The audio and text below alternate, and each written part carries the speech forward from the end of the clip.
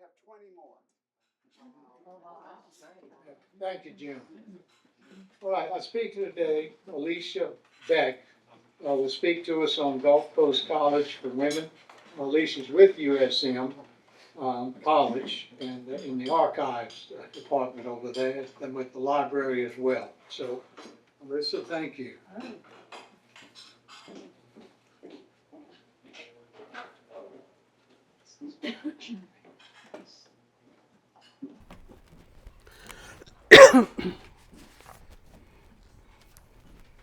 Hopefully everyone can hear me. Okay, great, great. If my knees start to go, I may sit, but until then, I think I'm good. All right, my talk is on the history of Gulfport College for Women. You may or may not be familiar with it. For those of you who know a little bit about Gulfport College, hopefully I'll tell you something you haven't heard before. And if you're not familiar with it, hopefully I'll give you some good information and hopefully some interesting information. Now, how did I get involved with this topic? I'm a librarian at the Gulf Coast Library on the USM Gulfport campus, and the archives for Gulfport College are housed in the library on the second floor. We inherited them after the new library was built in 2002. So several people have worked with it, and now it's my turn. So every time I go in the archives and open a box, I learn something new. So this talk has kind of evolved over the years, and I still have unanswered questions. I'm always looking for new things. So I try to send the word out and say, can someone answer this question, or what about this, or does anyone have a picture of this? So it's always changing. Now, the dream began in 1917. Colonel J.C. Hardy, who was the founder of the Gulf Coast Military Academy in Gulfport, he was approached by local leaders who said, hey, you did a good job, we need a school for girls. And he said, I don't know anything about developing a school for girls. Well, they talked him into it, and what I've read in looking through the archives is years afterwards, the girls at the college, they loved him, and he referred to them as his bouquet of roses. Now, in 1919, they actually raised the money to get started. Well, they had to figure out where were they going to put the campus. Several different sites were thought about. And that's actually one of my unanswered questions. I have not been able to find out what were some of the other suggestions. I'd like to find out where else could Gulfport College have ended up. And I am trying to go back through some of the newspaper articles pre-1919 to try to answer that question. But they decided on the site, which is where USM Gulfport is today. And it was nice, waterfront property, but it was sandy, it was full of brush, it had good trees, but it had trash trees, it had briars. They had to tame the wilderness before they could do anything. Luckily, they did leave the Friendship Oak, which you may be familiar with, over 500 years old now. It looks a little worse for wear now, but we've been told it's still healthy, so it is definitely still there. Now, the style of the earliest buildings was Spanish Mission.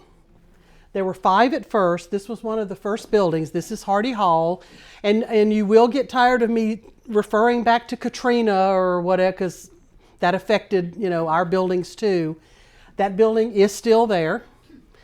First, they had 5 buildings at first. They had a dorm, an academic building, music building, infirmary, a cottage, and they did add a pier. But that is Hardy Hall. It was a dormitory, and I think it had some offices on the first floor. That's one of the dorm rooms. Very few of the photos in the archives are dated, which is a problem. Sometimes I can guess the decade and the location. So that's definitely from the early days, 20s, early 30s maybe, not sure. But the girls could bring things, make the dorm rooms, more home-like. And it's interesting, those rooms these days are offices or conference rooms for USM. And I was in a meeting, it's been a couple of years, I was sitting in a conference room and I thought, This was a dorm room. So I took a picture of it and then posted this picture with that one. And it was so interesting. Some of the Gulf Park ladies, we call them, were emailing me saying, that's just, I love that. I love the comparison because the windows are still there. It still has that French door, the French doors. So that's really neat.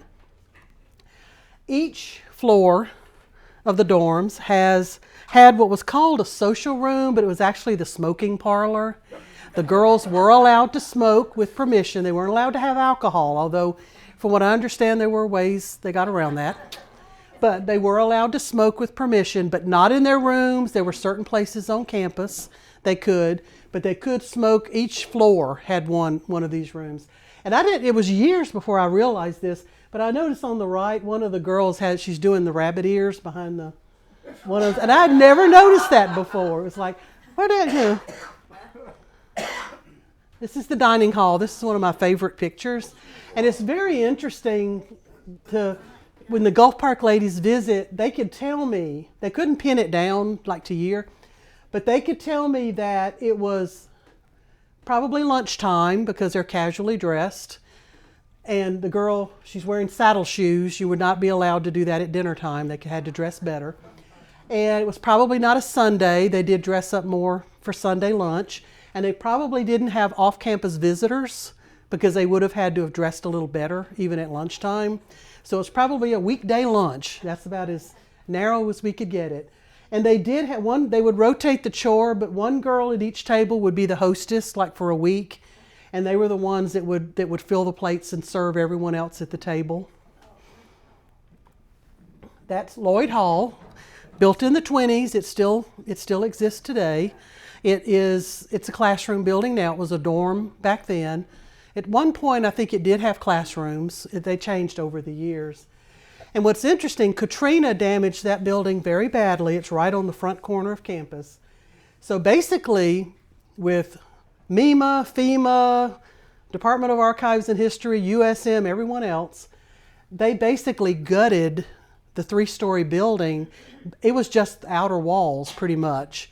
And because USM needed to reconfigure it, what they did, instead of having a hallway down the middle of each floor with little rooms, they used to be dorm rooms and now they were tiny little classrooms, they changed it so now the hallway on each floor actually runs down this side of the building all the way with windows, so they've got bigger classrooms. So it looks a little different. From the outside, it still looks the same. The administration building, unfortunately, that did not survive Katrina.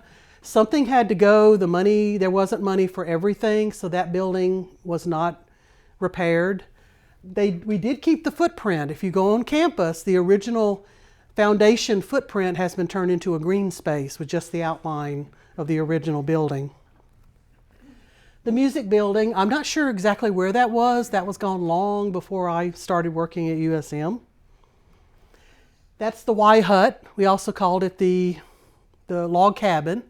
That was the YWCA hut. There was a YWCA group that would raise money. They sold hamburgers and snacks, and the money would go toward the Y. And that was there until before Katrina. It had termites and raccoons, from what I understand, so they took it down. I hated that. Now it is an open air pavilion that's covered with electricity and ceiling fans, and it's a nice place to meet.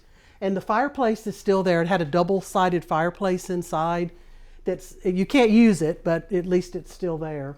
But that was the Y hut. In early days, they had the jukebox. Later years, they had the TV with the soap operas at lunchtime. And this was originally the art studio. Later, when another art studio was built, it was turned into the library. And I started working at USM in 1983, and it was still the library. Very small, not great condition, until the new library was built in 2002. But it was a great building. I did like working in it. This was the building that replaced it. This was the first building. It was built in the 50s as an art studio. This was the first building that wasn't built in that Spanish mission style. It was a little more, modern. I always knew it as a white building. Some of the photos have it as a darker color, and I've never seen other color photos, and I've been told it was a dark green at one time. Now, I'm jumping backwards now, but by 1930, they had added a few more buildings, stables, and the swimming pool came about in the late 20s, early 30s. By 1940, there were 12 buildings, including 2 dorms, a faculty building, an art building, a theater building, 2 residences. The White Hut was built in the 40s, an infirmary, and a plant, which I assume is physical plant. This is Elizabeth Hall, still stands today. It was a dorm. It was built in the early 60s. It was the last original building on campus that was built during the Gulfport College years. And after USM took it over, it became the police academy. Well, years later, became the police academy. They did not come back after Katrina, so it is now faculty offices. That's what one of the dorm rooms looked like, very 60s. What I like is when the building was redone for faculty offices a few years ago, they kept the brick walls, which I really like, so you can go into a faculty office and they've still got that nice brick. This is the pool. It was built in the late 20s, and I'm not sure, the picture isn't dated, but we're assuming this was right after construction because it still looks so bare. We think it was right when they finished construction. The pool lasted until the library was built in 2002. We used to have a conference center, so the pool was used a lot. Once the casinos came in, people didn't stay on campus, so the conference center closed. The pool was still there, but when they needed that space for the new library, I think it was a good opportunity, say we don't need this liability anymore, and they took the pool out. I hated that. I liked the pool. The water was always warm because of the glass. And you could swim as long as security knew you were there and you weren't by yourself, so it was really nice. So I hated to see it go. This is the pier. That was a very long pier. I was told that the pier, it extended 1,000 feet at first, later expanded to 1,800 feet. Yeah, it was destroyed in '65 by Hurricane Betsy and was rebuilt. It was destroyed a couple of times since then. Most of the pier pictures are undated. I'm not sure what some of the different eras were on them.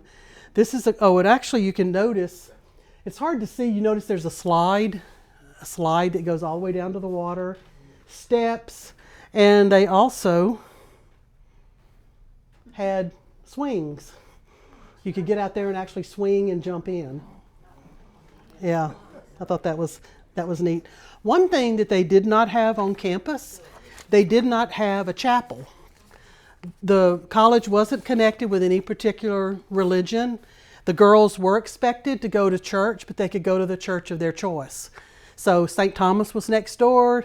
We had downtown Gulfport, so they would either catch the bus or run carpools to go to whatever church they wanted to. And in the summer, the campus was used for conferences and camps. They had a Camp Gulf Park where the local kids would go, like for a day camp, because they didn't have Gulf Park classes in the summertime. This, excuse me. Now, this is one of my favorite. I went through the catalogs and picked out some interesting things. I like that. They really pushed. They had these handbooks they would send out to prospective parents, say, hey, send your girls here. That was their publicity. So the buildings are fireproof because they had asbestos under the floors. That was the big deal. Yeah. And they had ice-cooled water. They had artesian well water. And I like this, the 3637, semi-country life makes for freedom and repose. And I didn't have room for it, but the very next sentence says, however, if you miss the city life, New Orleans is only an hour away. Yeah. And they do focus on the fact that Elizabeth Hall, it was a little later than I thought, 60s, that Elizabeth Hall was the first building on campus that was built with air conditioning. And they went back and actually put air conditioning in Lloyd Hall as well, which was another one of the dorms. But before that, and I didn't think about the fact that even when Elizabeth Hall was built in the 60s, it didn't have an elevator. Because a faculty member who has offices there and we were looking at one of the photos of Elizabeth Hall, the reception area in the front, and he couldn't get his bearings. He couldn't figure out what we were looking at. And then we realized it was because the elevator wasn't there. We couldn't hit the elevator, then we knew where we were. And I talked to one of the Gulf Park ladies, and she said, oh, no, there was no elevator. We had to schlep stuff up to the 3rd floor on those stairs. Yeah. And yeah, the semi-tropical, there were a lot of, banana trees all over campus. Look at the old photographs, those little banana plants everywhere. Now, a lot of people don't realize that when they opened, they actually had all 4 years of high school and the first 2 years of college. They never dropped those first 2 years of college. So sometimes you'll see Gulfport listed as a junior college, which it was. Over the years, though, they started dropping those high school years because they just weren't getting the students for that. Tuition, in 21-22, it was $800 a year to attend. That was the basics: room, board, textbooks, yeah, laundry, I think, that sort of thing. 70-71, the last year, it was $3,000. And if you wanted to take writing lessons, that was extra. A lot of girls actually brought their own horses. If you did that, you had to pay the boarding fees. If you took the extra dance lessons, art lessons, all of that, you had to pay extra for that. They actually had a lot of scholarship students. People think all the Gulfport girls were from wealthy families. No, and they did have a lot of local students that they got through scholarships. Now, the presidents of Gulfport, a lot of people remember Richard G. Cox, if they know about the college, because he's the name they remember because he was president for over half of those 50 years, and he even stayed on the board and came back as an interim. Charles Hogarth is right there. He was in 50 and 52. Now, he actively worked to get more publicity for Gulfport College. He saw that there were stories in magazines, newsreels, and on television, and I would love to get my hands on a newsreel, a copy of one of those, and I'm sure they're long gone. I've never seen one, but I would have loved to have seen that. William Dwyer, I thought he was a very, very handsome man. Enrollment actually increased during his tenure. Now, it could be because of all the publicity and work that the previous president did. We don't know for sure. Joseph Gibson. Now, Joseph Gibson, he actually had 2 issues during his tenure. Some faculty sponsors didn't like the way things were done, and they kind of bypassed channels and jumped over his head, which was a problem. And also, he allowed the theater group to perform the play Look Homeward Angel, and some parents got upset. I don't know why. I have not read the play personally. I have had one of the former theater faculty members, I asked him, he said, I don't know. So I'm not sure why. Preston James, enrollment had started to go down. And I'm hoping y'all can hear me. I'm going to sit down. If you just give me a minute. My knees want to give out after a few minutes. There we go. Yeah. Yeah, if you can. Yeah. Can you hear me okay? Still? Okay, good. Thank you. Yeah, I can't stand for too long. All right. Yeah. H. Preston James. He inherited a lot of problems. Enrollment was down, and he inherited aging buildings. Most of those buildings were from the 20s and the 30s, and he was president in the early 60s.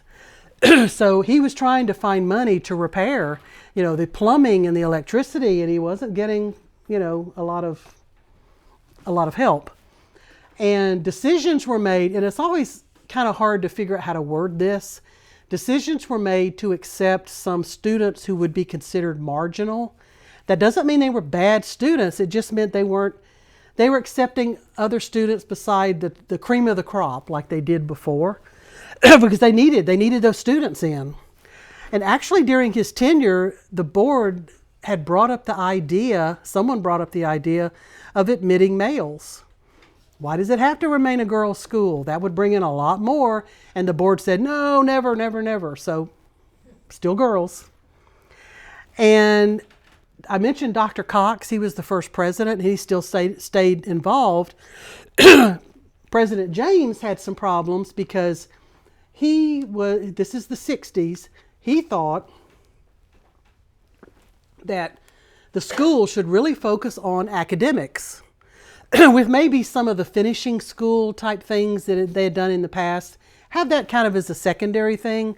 Well, Dr. Cox, he was the other way. He wanted to keep it like it always was. Have it, the girls learn the finer things and learn to be ladies, and the academics were important, but they were secondary. So they had a lot of issues with how to run things. William Sadler, he was a biology teacher there in the 50s. He was the first one to really push to get federal funding. We need the federal funding to keep this campus going. However, in order to receive federal funding, they would need to integrate the campus, and the board refused to do that. This would have been in 66 to 69.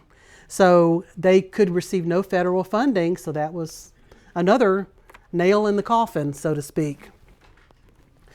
Robert Johnson, he was the last president of Gulfport College, 69 to 71. Hurricane Camille is hit during his tenure. They had 54 inches of water in Hardy Hall. Other buildings were heavily damaged. However, they only delayed the opening of school by 1 month. And I've seen a couple of pictures showing the cleanup, but I haven't really seen many hurricane pictures of the campus, mainly because most of the pictures we've had in the collection are either staged pictures by professional photographers or pictures that the girls took, where they're not there in the summertime.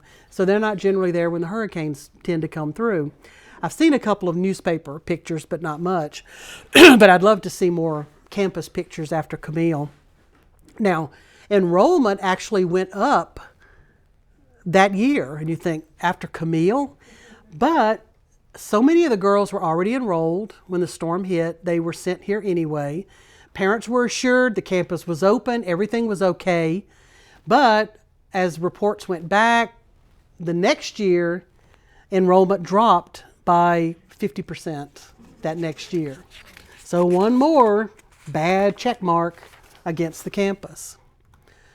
On something more pleasant, the Gulfport look. I've talked to a lot of people who grew up in Gulfport in the area, and they say they could always tell when the Gulfport girls were visiting downtown Gulfport. They had the look. They had to dress a certain way. It had to be a certain way. See, again, pose, but just nicely dressed. I love this. This is from, let's see, yeah.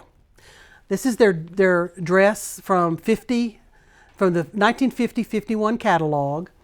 One-piece swimsuits only. For dinner, you had to wear a tailored dress, suit, skirt, and fresh blouse. They always focus on fresh blouse. Why? I mean, I assume, not one you wore the day before and threw over the back of the chair, Heels are flat. You could not wear your saddle shoes to dinner. You could not wear loafers. You could wear blue jeans, but only in the dorms or when you went to Ship Island, and they went to Ship Island a lot. And in the Y Hut when you went to listen to the jukebox. Except on Sundays, you couldn't go out on campus in your blue jeans because a lot of times that's when you had visitors on campus on Sundays.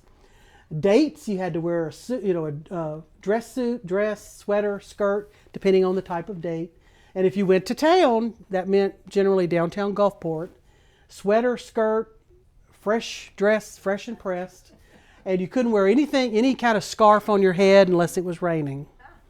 Now, it relaxed a little bit by the time you got into the late 60s. Still couldn't wear shorts, slacks, cutoffs, or jeans to class or in the library. You could wear them in the dorm and elsewhere on campus. Again, they just said be well-groomed in heels, so you could be a little more casual. For town, again, you still had to dress a little nicer than usual, but you could wear your loafers. Now, when you went on a date, dress suit, pantsuit, you could wear pantsuits by that time. But if you went to the drive-in or if your date met you on campus, you could wear your Bermuda shorts. Yeah. If you went across the street to the beach or you were at the pool, You had to wear a one-piece swimsuit or a two-piece, but no bikinis except on the roof, because the girls would go on the roof to sunbathe. And I have had several of them tell me that when the pilots were coming into Keesler, they got as low as they could possibly get as they went over Gulfport. They have a few pictures. Yeah, they knew. Now the dating rules never changed from the day one till the day they closed. If you wanted to date a Gulfport girl, you had to provide 3 references. Yep, in writing. And you could not be over 25. You could not have been married before, even if you were married for a week at 17, couldn't do it. And if your behavior was below the prescribed standards, you would be put on a blacklist and could not date. And usually I understood that was if you were caught drinking. Drugs probably wouldn't have been an issue, except maybe in the late 60s. But usually, or reckless driving, or there was just something bad.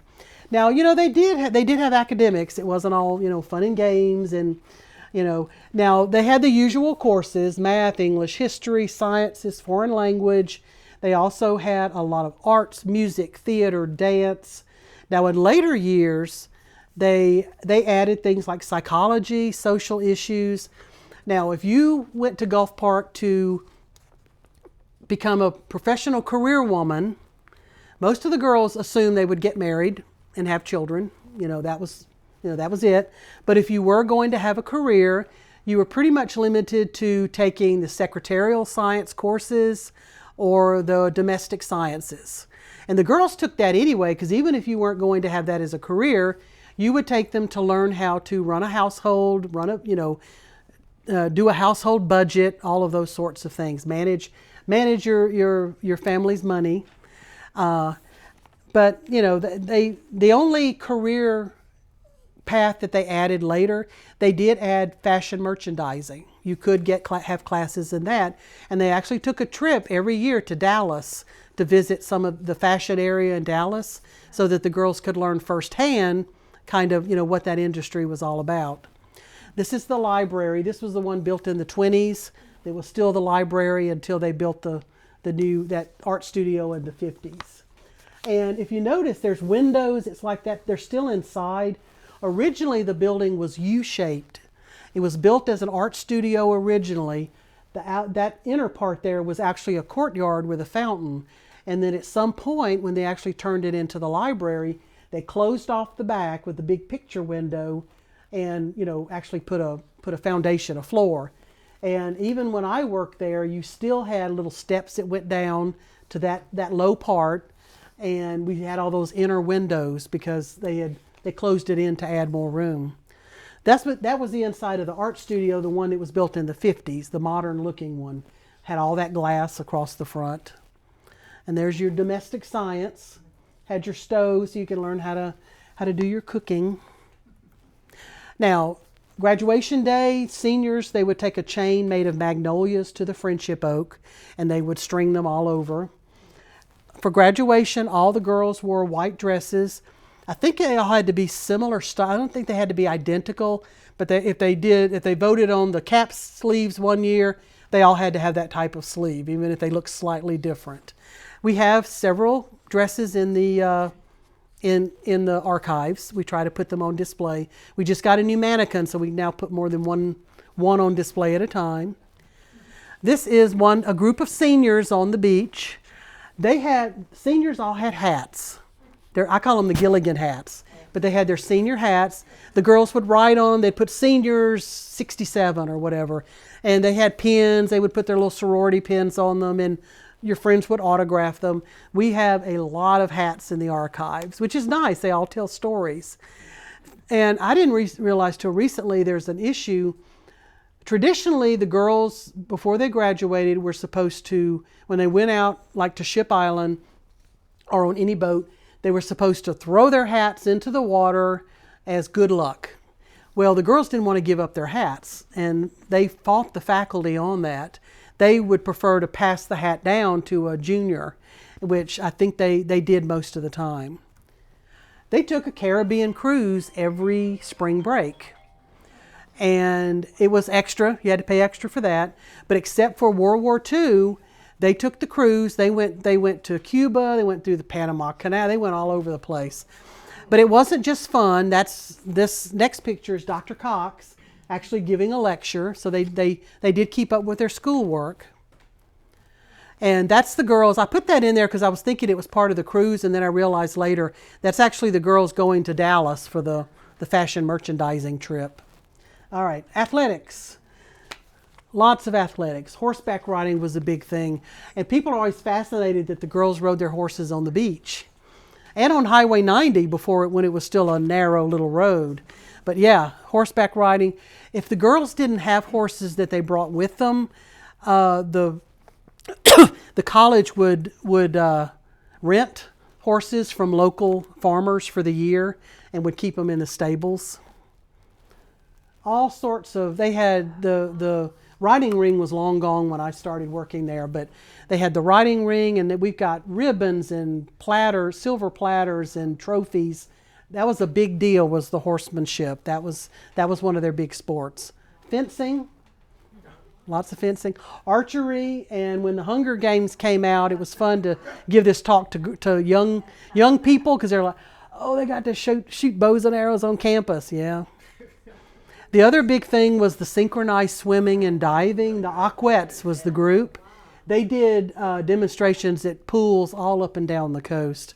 And if you do go to campus and go in Lloyd Hall, the building that they renovated to put the hall on one side, as you walk into the front lobby, it's not this picture, but it's one similar to this. They've done a mural across the entire wall of one of these photos. And they did all kinds of other things, volleyball and lacrosse and tennis. And later years, you could actually take flying lessons too in the late 60s for an extra fee because Dr. Cox had his own plane and was a big proponent of learning. Anyone could learn how to fly if they wanted to. So he really pushed that. All right, during World War II, they did defense work. That's a book drive they had. They also did, the wars, the bonds and the stamps and all of that, and rolled bandages and everything. They also had wedding dress tees, which I had never heard of, where the girls would wear vintage wedding gowns they would borrow from people on the coast. And I read somewhere one of these, I'm not sure which one is, I don't know if it was Jeff Davis. One of the names on the coast, it was his wife's wedding dress, is in the picture somewhere, and I'm not sure which dress, whether it's a wedding dress or one of the others. But you would pay a little fee and come have tea and cakes and watch see the wedding dresses. Lots of, extracurricular things, Glee Club, the Jet Maskers, which was the theater group. Now, of course, it was a girls' school. They would recruit local guys, young men, to play the men's parts in the plays. And I think the main famous name that came from being in plays at Gulfport, if you're familiar with Gerald McCraney, now if I see the vintage pictures, I can't pick him out because he looked a little different, but he's apparently in a lot of the pictures. And I'm trying to identify some of them. But yeah, he lived in Long Beach at the time, so that was his kind of start in acting, was in Gulfport plays. May Queen, they had a May Queen. The beach actually had playground equipment on it at the time, all up and down the beach. So there are lots of posed pictures. This is one that I really like. I saw it reprinted in an old newspaper clipping, and the caption says, now whether it's true or not, the caption says that the girls are actually standing in snow that's on the sand, so they must be freezing, because you do notice the huge pile of coats that's on the pier. So that may be true. I don't know. I've never been able to verify it. But speaking of snow, every time there was snow on campus, somehow that was a clue for the girls to put on their bathing suits and a fur coat and go out to pose. Yeah, there's a few pictures like this in there. Now they had what was called Rat Day. It was hazing, but I have never had a Gulfport girl who told me it was a bad experience, so I don't think it was a horrible hazing. But the freshmen, they were assigned an upper class person, a senior, and they had to bow down to them.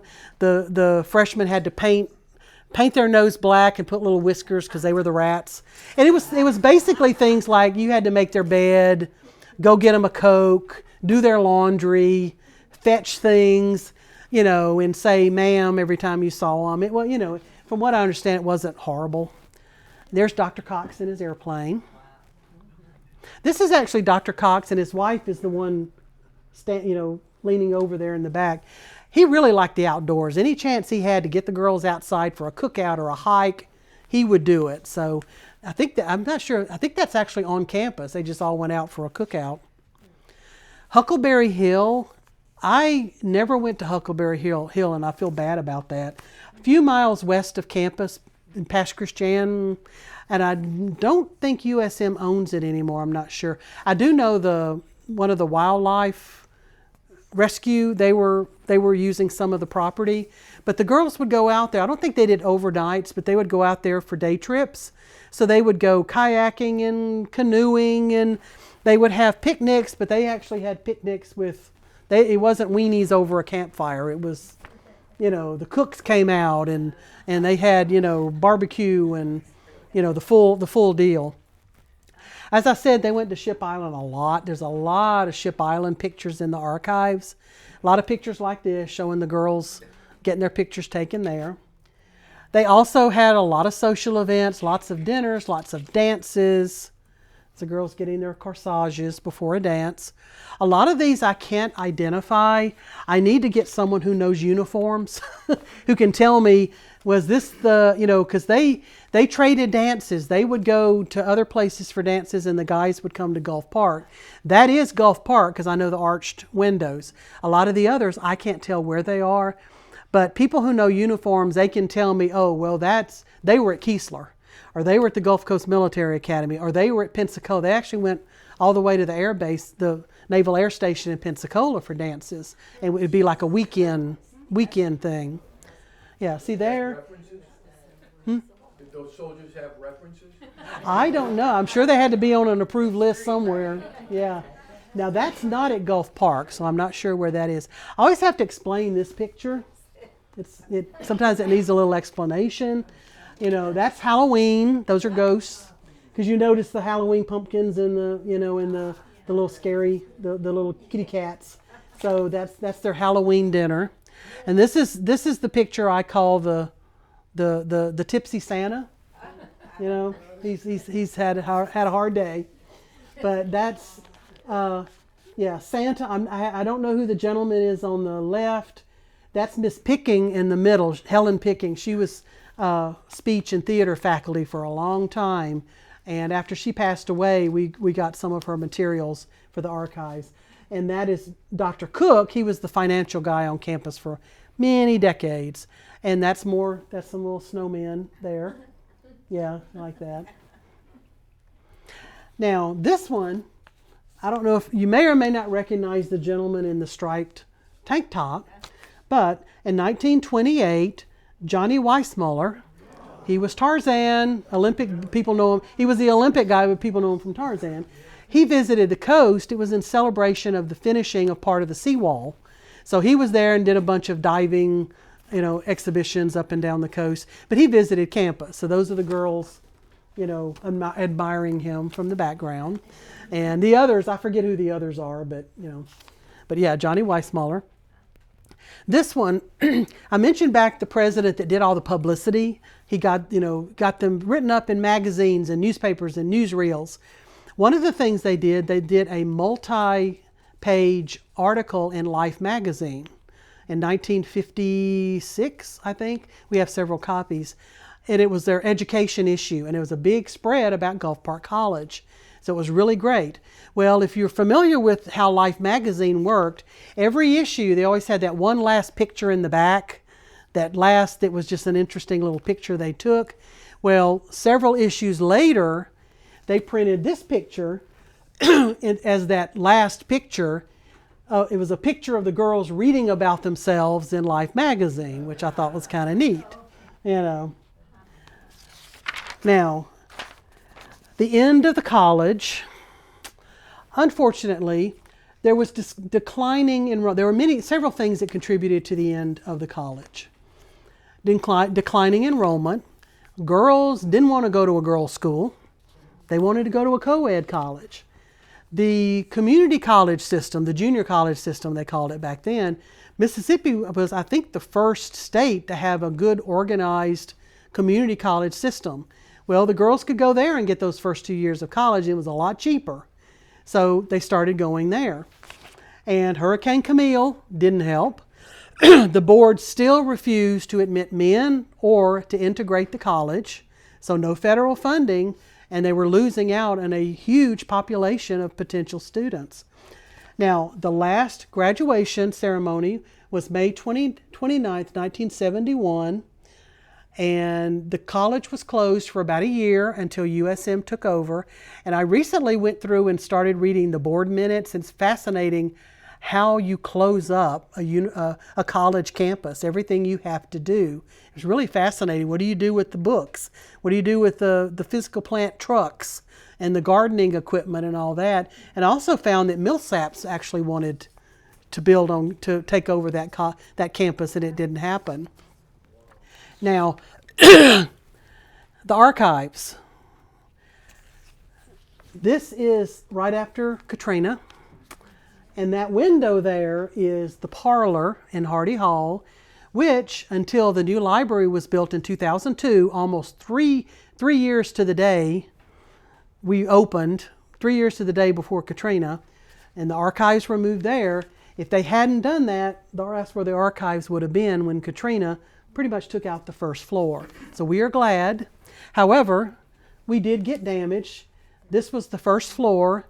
The library only got about 6 inches of water because we were purposely built 3 feet above Camille's storm surge, but we still got about 6 inches instead of 3.5 feet. But there was no electricity for about 3 weeks before we were allowed in the building until they decided it was safe. So we were able to go in. So that's when the mold started to grow up. Yeah, and the carpet. And now this is after we moved the archives to higher ground. But you can see the sand and the mud that was still there. We were lucky. We did not actually lose a single item. We had some that did get wet, but they were inspected, they were dried, they were carefully dried, cleaned when we could safely do it. And as long as they don't get wet again, they're okay. We don't have mold. We do keep those isolated from the rest of the collection just in case. But we had huge scrapbooks in the collection, and and those were a little on that bottom shelf. That's what happened. And now we're on the second floor of the Gulf Coast Library. Anytime the library is open, you're welcome to come in and see the display room. The archives are available by appointment. Just contact me, and I'm happy to let people in. We're not an archives where we make you sit in the outside room, and we'll let you in there. We're in there with you. But we're always happy to let people go in, and we'll get you a box and let you look through. We're okay with that. Now, this is how the room looked up until several months ago. We are redoing it. The furniture looks antique, but it really isn't. It just looks that way, and it was in bad condition. So we have now recovered some of the chairs, but the upholstered furniture is gone. We got rid of it. Didn't even inflict it on anyone else. And the display cases, we're distributing those around the room. We just got a brand new tabletop display so we can put flat things in it. That hasn't even been put together yet. We're putting that in the middle of the room with our small display cases at the end. So you'll be able to come in and walk around and see all the displays. Now the actual archives room is in here. It was not meant to be an archive, so it's kind of an awkward layout, but we do have we have copies of all the yearbooks. There were 50 of them. We are currently having the collection digitized and added to the Mississippi Digital Library. That is a very long process. Out of maybe 50 or 60 boxes, I think 2 have actually been scanned because those are being sent to Hattiesburg. They are scanning the photos because they have the best equipment for that, sending them back, and they are supposed to send those photos, the files, to me so I can tag them with the metadata, the proper terms, because I know the collection, the people scanning them don't. So I can say, this is Hardy Hall, this is whatever. And so that it's a very slow process. Now, all of the yearbooks, if you're interested in seeing any of the Gulfport, the Seagull, which was the Gulfport College annuals, those have all been digitized. And if you go to archive.org, and if you've never done that, that's the best site. You can lose yourself in that website. But that's where they have all those public domain educational films and things. I love it. But all of the yearbooks have been digitized. You can look at those page by page. All of the magazine issues of their campus magazine, all of the handbooks, those are available free. That was a grant that did that. So you can go to those and feel free to look at those and download what you want. So soon, if we get back on trying to get it going again, we'll have a lot more of the collection digitized. There are a lot of photographs and things. And those board minutes, there's a big gap, but at least I have some of those. And that's history of Gulfport College for women. Questions? If you have questions, I'll try to answer them. I still have unanswered ones of my own. What is it today? What is it? If you know where the University of Southern Mississippi Gulf Park is, on the beachfront in Long Beach, that's where Gulf Park was. The only original buildings that are still there, because Katrina took so much, is Hardy Hall, Lloyd Hall, and Elizabeth Hall, and the Friendship Oak. That's pretty much the only original Gulf Park structures that are still there. Did they have any relationship with the W? No, not that I know of. Mm-mm. And I need to look at the minutes whether they even thought about expanding to the coast. I don't know. I just know Millsaps did. What was the student population? Well, when they first started, I think I skipped that. When they first started, they could handle 150 boarding students, and they could handle, I think, another 50 or so day students that didn't live on campus. Yeah, and I'm not sure if that was there. I know it wasn't. I know it was always under like 200 students. I noticed one of the pictures of the seniors, and I roughly counted like 60 seniors. Mm-hmm. So that was quite a group. Yeah, well, when they just had see, that's another thing that's very confusing when you look at the yearbooks. I need to get a flow chart. I need to get some whiteboards and figure it out, because when you look at the yearbooks, of course they had 4 years of high school and 2 years of college, and then later on it was 3 years of high school and 2 years, and then 2 years in high school, and then no high school and the 2 years of college. So depending on what year you're looking at, if you see the section marked seniors, that could be high school seniors. But that second year of college, which we would call, what is that, sophomore, they called seniors. So it was very confusing over, so, you know. Mm-hmm. Were most of their courses transferable to four-year colleges? From what I understand, yes, because what's interesting is they still have all of the original records in the USM admissions office on campus. And I've been told, it's not very often anymore, but occasionally they actually get a request from a Gulfport person that wants to take classes somewhere and they want their Gulfport College transcripts. So I think at least some of them were. I would love to have those records as part of the archives to keep them safe, even though they would need to be locked up since it's got personal information. But I haven't been able to get anyone to let me do that yet. The Hardy building, ma'am? Is that the same Mr. Hardy, with Hattiesburg and the railroad? I think it's maybe I'm trying to remember whether it's a relative, but it's a different Hardy. They were both Colonel Hardy. Yeah, Threw me off when I but I saw think it's a different Hardy. I need to go back and verify. I can't remember, but I want to say it's not the same Hardy. I'm going to add some personal information. The Gulfport camp I attended in the summer of 1958 or 9, I don't remember which. Stayed in Hardy Hall. There were 3-week sessions. I loved seeing the pictures. The dining Theater brought back wonderful memories. Oh yeah. There were 2 teams, the Whitecaps and the Seagulls. There was sailing lessons for the older girls. I was too young for the sailing lessons. I'm trying to remember, there was other things I was going to tell you about. Oh, the Yeah. dorm room looked very familiar, and the beds. It was a really fun time. That's great. Miss Lucille Ewan was the director of the camp, and she was a good friend of my grandmother and my great aunt. And so she prevailed upon my grandmother for me to go, and I, of course, couldn't go by myself, so I brought 2 friends along, and we had a wonderful time. That's great. But it was great memories watching the pictures. Well, if you ever, Really old. I'm old. I am old. well, if you ever have pictures, or if you know of anyone who has pictures from from Camp Gulfport days, because that's one area that we're actually lacking. We don't really have Gulfport those any summer pictures. The pictures are all gone. Yeah. My Gilligan's hat is gone. Yeah. Well, we have one person did donate a scrapbook of Camp Gulfport, and it is so fragile. If you know how, like when you buy those photo albums, the dividers are like construction paper.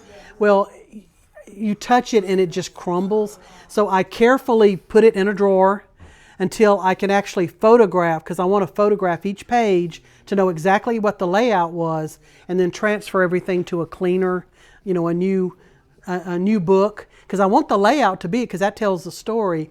But we can't leave it in the condition it's in because it's too fragile. But that's the only Camp Gulfport photos or any memorabilia I've ever found. Are you normally there at the campus? Mm-hmm. Okay, so if we have visitors from out of town, we come Yeah. in. Yeah.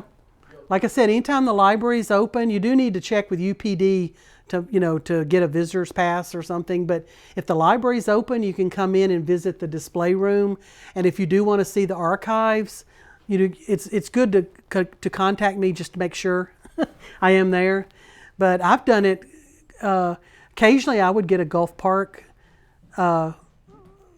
lady, or a member of the family that would be passing through from out of state, and if they would contact me ahead of time, I've come out there evenings or weekends, because that would be the only time they could be there. So I've let them in. Not as many now, because most people want to see the yearbooks and things, and those are online. But yeah, I'm always happy to let people in. And the display room's not much to look at right now because of the display case not being put together. And we are getting one of those hanging systems, the little tracks that you put along the edges of the wall, and you can hang the stuff on the little wires, so we don't have to put nail holes in, because we move stuff around so much. Actually, that's being installed today, I think, because we do have some artwork that we would like people to see. So we want to be able to hang some things up in the Heritage Room, which is the display room, and also in the Archives Room. And I don't know if you're familiar with the American artist Dale Nichols. I had never heard of him, but I've researched him. Apparently, he's fairly famous in the Midwest area. But we have several of his original oil paintings in the library, and they were actually photographed for a exhibition catalog in that area of the country. There's a whole museum dedicated to him. So we want to hang those up and keep those safe. And right now everything's leaning against the wall. So yeah, like I said, that room was never meant to be an archives room. The library was constructed, and they were nobody thought about the archives until the construction was almost complete. And they said, the archives should be in the library. So we had to kind of maneuver. Oh, more questions? What was the site of the archives? What was the website? What did you, archives.com? Archive, singular, not plural.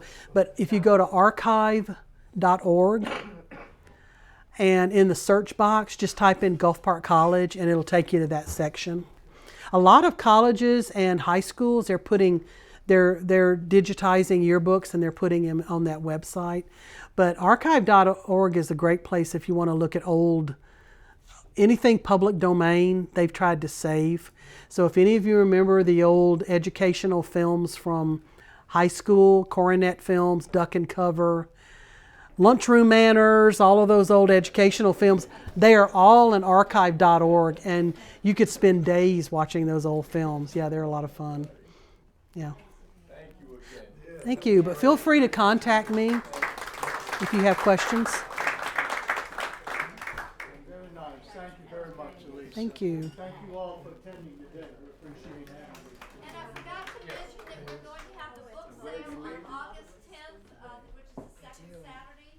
If you have any books that you would like to donate to our book sale, you can drop them off. Ooh, book sale.